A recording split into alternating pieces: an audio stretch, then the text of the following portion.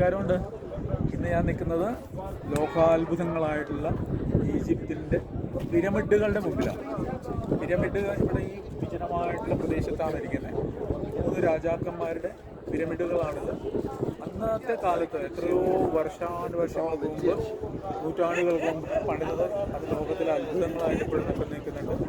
146 metre ഉയരത്തിലാണ് ഏറ്റവും നടുക്കുള്ള ആ പിരമിഡ് കാണുന്നത്. മൂന്ന് ഡൈനാസ്റ്റിയുടെ ആണ്. അതിൻ്റെ അടുത്തുള്ള അദ്ദേഹത്തിൻ്റെ മകൻ്റെയാണ്. അപ്പുറത്ത് അതിൻ്റെ വേറെ ഒരു ഒരെണ്ണം കൂടെയുണ്ട്, അതും അവരുടെ ഫാമിലിയുടെ തന്നെയാണ്. അപ്പോൾ ഈ പിരമിഡിൻ്റെ ഉദ്ദേശം എന്തായിരുന്നു എന്നാൽ അത് നോക്കുന്ന ആൾക്കെല്ലാവർക്കും അറിയാം. പിരമിഡ് എന്ന് പറഞ്ഞാൽ പൂർവ്വജന്മത്തിന് ഓർക്കാൻ വേണ്ടിയിട്ട് അവരുടെ ശവശരീരങ്ങൾ പ്രത്യേകമായിട്ടുള്ള കെമിക്കൽ പ്രോസസ്സ് വെച്ചിട്ട് ചെയ്യുന്ന മമ്മികളാണ് വാസ്തവത്തിൽ ഈ പിരമിഡുകളുടെ ഉള്ളിൽ അവർ സൂക്ഷിക്കുന്നത്. അത് മൃഗങ്ങളുടെ അവർ വളർത്തുന്ന മൃഗങ്ങളാവാം, അവരുടെ എന്താ പറയുക, അവരുടെ കുടുംബത്തിൻ്റെ അംഗങ്ങളാവാം, അവരുടെ സ്വന്തമാവാം. അതേ രൂപത്തിൽ തന്നെ അടുത്ത ജന്മത്തിലേക്ക് സ്വർഗത്തിൽ അവർക്ക് കാണാൻ സാധിക്കണം എന്നൊരു ആഗ്രഹത്തിലാണ് അവരതൊക്കെ ചെയ്യുന്നത്.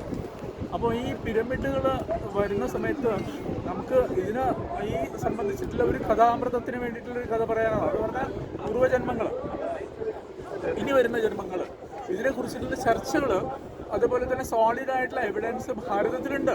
അത് നമ്മൾ ആരും പഠിക്കുന്നില്ല. കാരണം നമ്മുടെ ഋഷീശ്വരന്മാരെ കുറിച്ച് കേട്ടിട്ടുള്ള പല ബുക്കുകളും, അവർ സൃഷ്ടിച്ചിട്ടുള്ള പല ബുക്കുകളും, അതായത് ഗരുഡ പുരാണം, അതുപോലെ പൂർവ്വജന്മത്തെക്കുറിച്ചുള്ള വ്യാസൻ എഴുതിയ കാര്യങ്ങൾ, വരുന്ന കലിയുഗത്തെക്കുറിച്ച് എഴുതിയ അതൊക്കെ കലിയുഗ പുരാണം. ഇതൊക്കെ നമ്മൾ ഭാരതത്തിൽ തന്നെ വേദങ്ങളും ശാസ്ത്രങ്ങളും പുരാണങ്ങളും ഒക്കെ ഇതിനെ പരാമർശിച്ചിട്ട് പോകുന്നുണ്ട്.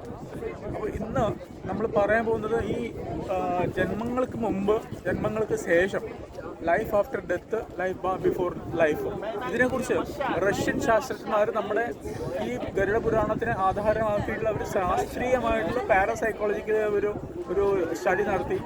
ലബോറട്ടറികൾ അവരുണ്ടാക്കി. അതിന് ഡോക്ടർ M.P. മൂഡി എന്ന് പറഞ്ഞൊരു ശാസ്ത്രജ്ഞൻ, അദ്ദേഹമാണ് ഇതിനെക്കുറിച്ച് ഏറ്റവും കൂടുതൽ പഠിച്ച ആൾ. അദ്ദേഹം എഴുതിയ 2 പുസ്തകങ്ങൾ, life after life, life before life, അത് വളരെയധികം പ്രാധാന്യമുള്ള പുസ്തകങ്ങളാണ്. അത് വായിക്കുമ്പോഴും നമ്മൾ ഗരുഡ പുരാണം വായിക്കുമ്പോഴും ലൈഫിനെ കുറിച്ചുള്ള വലിയൊരു ഇൻട്രസ്റ്റിംഗ് ആയിട്ടുള്ള കാര്യങ്ങൾ അറിയാൻ പറ്റും.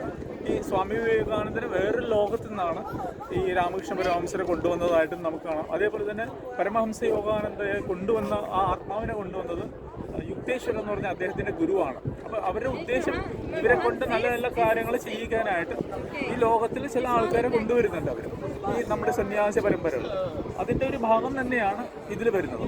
അപ്പോൾ ഇന്ന് നമ്മൾ പറയാൻ ഉദ്ദേശിക്കുന്നത് നമ്മുടെ സ്വന്തം നാട്ടിലെ PR കൃഷ്ണയ്യർ ഒരു കാര്യം പറഞ്ഞായിരുന്നു. അദ്ദേഹത്തിൻ്റെ വിദേശ യാത്രയിലെ സമയത്ത് അദ്ദേഹം എന്താ പറയുക, സുപ്രീം കോടതിയിലെ ജസ്റ്റിസ് ആയിരുന്ന സമയത്ത് അദ്ദേഹം ചെയ്തത്, അദ്ദേഹം വരുന്നതെന്ന് പറഞ്ഞിട്ട് ആ നാട്ടിൽ, വിദേശത്തിൽ, അമേരിക്കയിലെ കുറേ ആളുകൾ കൂടിയ സമയത്ത് അവരായിട്ട് ഇൻട്രാക്ട് ചെയ്യുന്ന സമയത്ത് അദ്ദേഹം ഈ ഒരു സബ്ജക്റ്റിനെ കുറിച്ച് പരാമർശം ഉണ്ടാക്കി. കാരണം ഭാരതത്തിൽ ലൈഫ് ബിഫോർ ലൈഫിനെ കുറിച്ചുള്ള ചോദ്യങ്ങൾ അവിടെ വന്നു, ലൈഫ് ബിഫോർ ആഫ്റ്റർ ലൈഫിനെ കുറിച്ചുള്ള ചോദ്യങ്ങൾ വന്നു.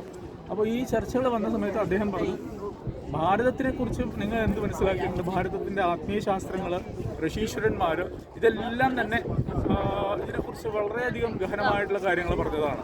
നമ്മൾ ചെയ്യുന്ന പുണ്യകർമ്മങ്ങൾ, പാപകർമ്മങ്ങൾ അനുസരിച്ചിട്ടാണ് നമ്മുടെ ലൈഫ് വളരെയധികം വ്യത്യസ്തമായിട്ട് ഈ ലോകത്തുണ്ടാകുന്നത്. നമ്മൾ അടുത്ത ജന്മത്തിലേക്കും നമ്മുടെ ജന്മത്തിന് ശേഷവും, അല്ലാണ്ട് ആൾക്കാരെ കൊന്നിട്ട് വേണം പുണ്യം കിട്ടാനും സ്വർഗം കിട്ടാനും അങ്ങനെ ഒരു ശാസ്ത്രമൊന്നും നമ്മൾ ഭാരതം പഠിപ്പിച്ചിട്ടില്ല. നമ്മൾ എത്രയാണോ നന്മ ചെയ്യുന്നത് അതിനനുസരിച്ചിട്ട് നമുക്ക് അടുത്ത ജന്മം കിട്ടും. ഭഗവത്ഗീതയിൽ തന്നെ പറഞ്ഞിട്ടുണ്ട്.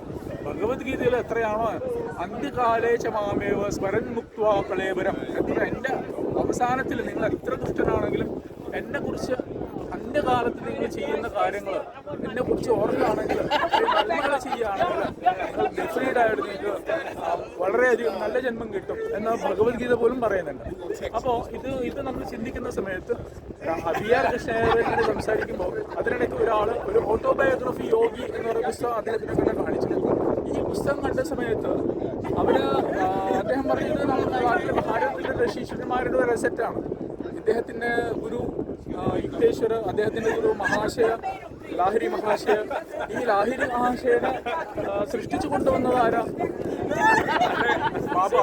ബാബയാണ്. ഈ ബാബ അവതാർ, ഇപ്പോൾ നമ്മൾ രജനീകാന്തൊക്കെ പോകുന്ന ഗുഹകളൊക്കെ ഉണ്ടല്ലോ, ആ ബാബ അവതാർ ഉണ്ടാക്കുന്ന ഈ ലാഹിരി മഹാശയത്തിന്റെ കാര്യങ്ങളൊക്കെ നമുക്കറിയാം. അദ്ദേഹം ഈ പുസ്തകവുമായിട്ട് ബന്ധമുള്ള ആളാണ്. അപ്പോൾ പൂർവ്വജന്മത്തെക്കുറിച്ചും ഇനി വരുന്ന ജന്മത്തെക്കുറിച്ചും ഇപ്പോഴത്തെ ജന്മത്തെക്കുറിച്ചും വളരെയധികം പരാമർശം ചെയ്തത് ഭാരതത്തിലാണ്. അതിൻ്റെ ഒരു ഭാഗം തന്നെയാണ് ഇവിടെ നമുക്ക് ഈ പിരമിഡിനെ കുറിച്ച് ഹിസ്റ്ററി പഠിക്കുന്ന സമയത്ത് മനസ്സിലാകുന്നത്. ഈ ഒരു കാര്യം മാത്രമേ ഞാൻ ഈ അവസരത്തിൽ ഈ ഈജിപ്തിൽ വെച്ചിട്ട് മനോഹരമായിട്ടുള്ള ഈ മൈതാനം പോലെയുള്ള മരുഭൂമിയിലാണ് ഇതിരിക്കുന്നത്. വലിയൊരു മരുഭൂമിയാണ്. ഇവിടെ ചുറ്റുമുള്ള ബിൽഡിംഗ് എല്ലാം ഈ മരുഭൂമിയുടെ കളർ തന്നെയാണുള്ളത്. അപ്പോൾ ഈ ഒരു അവസരത്തിൽ പറയാനായിട്ട് ഞാൻ ആഗ്രഹിക്കുന്നത് എന്ന് മാത്രമേ ഉള്ളൂ ഈ കഥാമൃതത്തിന് വേണ്ടിയിട്ട്.